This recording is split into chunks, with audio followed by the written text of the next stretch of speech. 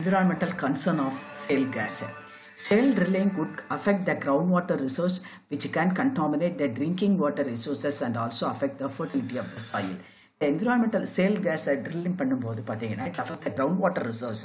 Groundwater resource வந்து நிறைய affect பண்ணிரும், which can contaminate the drinking water. அதே நேரத்தில் drinking water resources குடி தண்ணீர் resources-ஐயும் அது affect பண்ணும். அதே நேரத்தில் fertility of the soil, soil-உடைய வளத்தையும் அதை என்னது அதையும் அஃபெக்ட் பண்ணுது.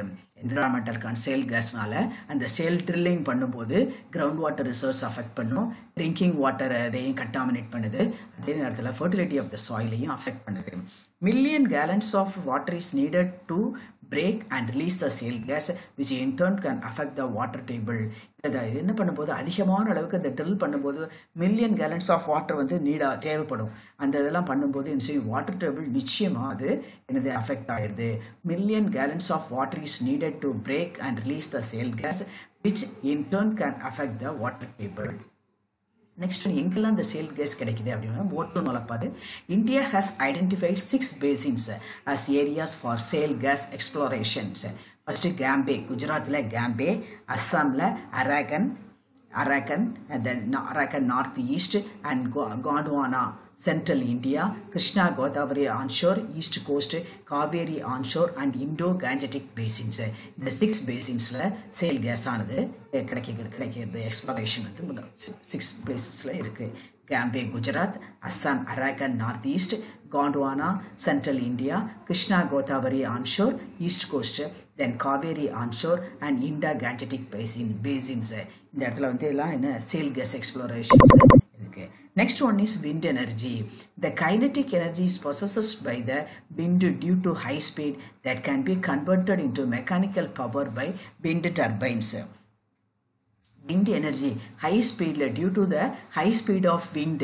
Due to the high speed of wind, the kinetic energy is converted into mechanical energy by wind turbines. அதிகமான வேகமாக வீசக்கூடிய காற்றில் வந்து அதனுடைய இயக்க ஆற்றல் அந்த கைனடிக் எனர்ஜி வந்து மெக்கானிக்கல் எனர்ஜியாக மாற்றப்படுது by the wind turbines. The rotatory motion of windmill produces wind energy. Windmill produces the wind energy. It can be, what are the uses அப்படின்னு பார்த்தீங்கன்னா, it can be used for generating electricity, run water pumps, flour mills, draw water from wells, etc. இது மூலம் எலக்ட்ரிசிட்டியை produce பண்ணலாம், water பம்ப்ஸை இயக்கலாம், அந்த floor mills அரவை மில்களை இயக்கிறதுக்கும், draw water இந்த கிணற்றில் அது நீர் இறைக்கிறதுக்கு, இதுக்கு எல்லாத்தையும் மில்லையுமே நம்ம விண்ட் எனர்ஜியை பயன்படுத்தலாம். The world largest and tallest wind turbine is situated in Hawaii. இருக்கிறதுலேயே வேர்ல்டுலேயே largest and tallest wind turbine எங்கே இருக்குது அப்படின்னு பார்த்தீங்கன்னா எங்கே இருக்குது, ஹவாயில் இருக்குது. One wind turbine can produce the electricity for 300 homes. ஒரு விண்ட் டர்பைனில் ப்ரொடியூஸ் பண்ணக்கூடிய அந்த எலக்ட்ரிசிட்டி ஆனது 300 வீடுகளுக்கு அது பயன்படுத்தக்கூடியதாக இருக்கிறது. This is wind energy. Next one is the windmill. Windmill is a machine that converts the energy of wind into rotational energy by broad blade attached to the rotating axis. நம்ம fan மாதிரியே தான் windmill is a machine. உங்களுக்கு தெரியும் அந்த எப்படி அந்த மாதிரி rotational energy, அந்த energy of wind is the rotational energy by broad blade. அது வந்து சுழற்றும் எனர்ஜியாக இது பண்ணுறதுக்கு broad blade இருக்கும், பெரிய அகலமான அந்த பிளேடு, அது ஒரு ரொட்டேட்டிங் ஆக்சிஸில் இருக்கும். நடுவில் ஒரு ரொட்டேட்டிங் ஆக்சிஸில் அந்த விண்டு பிளேடு வந்து இருக்கும், அது மூலம் ரொட்டேஷன் ஆகும். நம்ம ஃபேனில் எப்படி நடுவில் அந்த இது ஆக்சிஸ் இருக்குது, அதை சுற்றி அந்த பிளேடு இருக்குது, அதே மாதிரி தான். ஆனால் அந்த பிளேடு வந்து இருக்கும் ரொம்ப அகலமாக இருக்கக்கூடியது, broad blade. When the blowing air strikes the blade of the windmill, இது ஈஸியாக செய்யலாம். The windmill is a machine that converts the energy of wind into அந்த எனர்ஜி ஆஃப் wind வந்து ரொட்டேஷனல் எனர்ஜியாக மாறுறதுக்கு எனக்கு பை ப்ராட் பிளேடு, ரொட்டேட்டிங் ஆக்சிஸில் உள்ள broad blade மூலம் இது ரொட்டேஷனல் எனர்ஜியாக மாற்றப்படுகிறது. When the blowing air strikes the blade, நல்லா காற்று வேகமாக வீசும்போது என்ன செய்யும், அந்த விண்டில் உள்ள பிளேடில் போய் ஸ்ட்ரைக் ஆகும்போது it exerts the force and causes the blades to rotate. அந்த நேரத்தில் என்ன செய்யும், இந்த ஃபோர்ஸ் மூலம் அந்த பிளேடானது ரொட்டேட் ஆகும்.